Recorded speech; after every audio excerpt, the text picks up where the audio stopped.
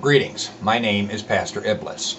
In this video series, I am going to address the origins of the name Pastor Iblis.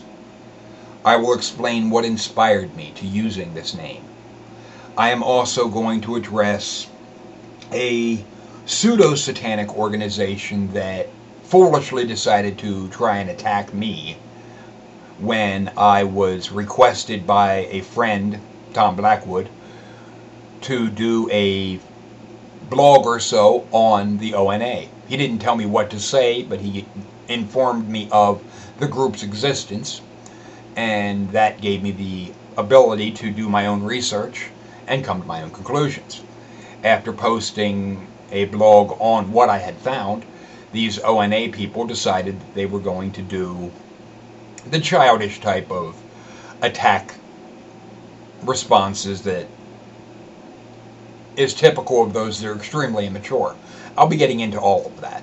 And I'll be getting into why no ONA person can ever respond to anything.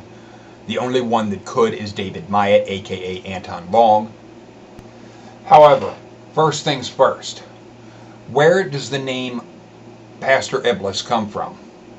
Well, it formed in my mind in two parts. First, there was the name Iblis that I had come across in a video series that I found at the library. Actually, it was well over 10 years ago. It was on Joseph Campbell's Power of Myth. And it was in part 5 that he mentioned, Bill Moyers asked him about the story of Iblis. And what his explanation was just struck me. And it really inspired me to adopting the name Iblis. Here is this portion from Joseph Campbell's Love and the Goddess, Part 5. And yet, one of my favorite stories in mythology is out of Persia, where there's the idea that Lucifer was condemned to hell because he loved God so much. Yeah, that's a basic Muslim idea about Iblis, that's the Muslim name for Satan, being God's greatest lover. Why was Satan thrown into hell? Well, the standard story is that when God created the angels, he told them to bow to none but himself. Then he created man, whom he regarded as a higher form than the angels, and he asked the angels then to serve man. And Satan would not bow to man. Now, this is interpreted in the Christian tradition, as I recall from my boyhood instruction, as being the egotism of Satan. He would not bow to man. But in this view, he could not bow to man because of his love for God. He could bow only to God.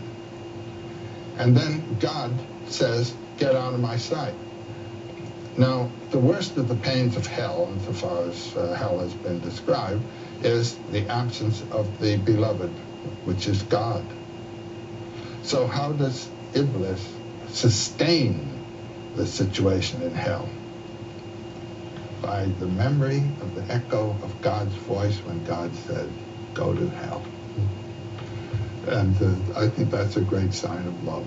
Do you see? Well, it's certainly true in life that the greatest hell one can know is to be separated from the one you love. Yeah. That's why I've liked the Persian myth for so long. Satan is God's lover. Yeah. And he is separated from God, and that's the real pain of Satan. When I first saw that video, Part 5 of Love and the Goddess, and Joseph Campbell said this, it really struck something deep inside of me. And I felt I could identify with the Satan figure, or the Iblis figure, in that myth. Because my quest began at 16 to know everything there is to know about God. And even though I had walked away from Christianity, I had studied Satanism, I had studied Buddhism, I had studied the Wiccan or pagan belief structure, there were still, if you want to say, things that were drawing me back to aspects of Christianity, but not the religion itself. Anyway, I felt that this would be fitting. I started to adopt the Iblis name into the personae that I had online, and it occurred to me when I was with a woman that I met in a chat room on Yahoo that it didn't go well because her church couldn't accept that I was an atheist. That type of shit. Christians are the most judgmental people I've ever encountered. But with that, it really struck me as Pastor Iblis. Because my knowledge of the Bible, I knew then and I know now, exceeds what most pastors, preachers, reverends know. I go deeper than they ever thought to. They look at the surface shit and they get stuck in the dogma, and that's where they're stuck. They don't go deeper, they don't look further, because it could jeopardize what they've been conditioned to think.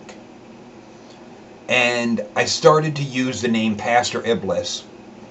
And one of the things I noticed real quick was I could go into chat rooms, Christian chat rooms, and just because my name had pastor in it, the Christians in there thought I was a real pastor. They did not know what Iblis meant. They did not do a simple search on Iblis. They just assumed. It says pastor, so he's a pastor. The fact that I know enough that I can quote their Bible to them, but the way that I will say things, the way that I will point them out, they start to be, wait a minute, are you a Christian pastor? No, I'm not. If there would be a Muslim in the room, they would go off on Iblis. They would know what Iblis means. But the American ones are so lazy and ignorant, they don't take the time to research it. They don't know. They just go by what is on the surface. It's so superficial. But for me, it was a defiant, almost slap in the face to the pastors, preachers, and reverends of Christianity. And as my knowledge grew in other areas historically, I became associated with and friends with some Satanists and so forth, because it doesn't matter to me. Satan's as much of a myth as the God is. And I became the friend of Tom Blackwood, and he made me an administrator in his website, Temples of Satan. And he had asked me to do a series of blogs, or a blog on the group called the ONA. And this ONA will be the subject of my next video, where I explain why they attacked me and give you the details on that organization and why I have silenced them. This is Pastor Iblis.